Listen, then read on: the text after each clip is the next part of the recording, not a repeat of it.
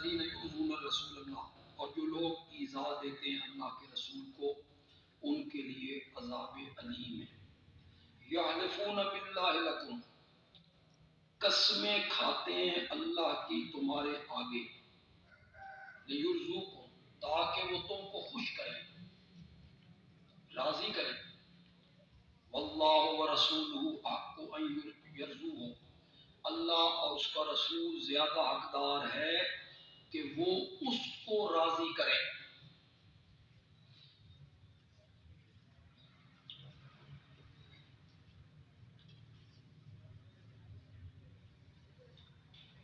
ضمیر اللہ واحد کی لے کے آئے، تسنیہ نہیں لائے، یہ بتانے کے لیے کہ اللہ اور اللہ کے رسول کی رضا ایک ہے۔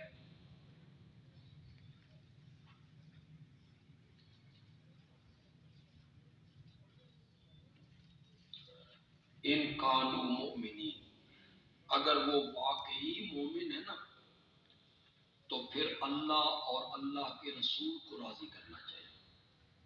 علم یعلم، تخویف اخرویہ ہے، کیا وہ نہیں جانتے جو کوئی مخالفت کرتا ہے اللہ کی اور اس کے رسول کی، پس بے شک اس کے لیے جہنم کی آگ ہے، ہمیشہ رہنے والا اس میں، اور یہ ہے رسوائی بڑی۔ یحذر المنافقون، خبر ہے لیکن امر کے معنی میں،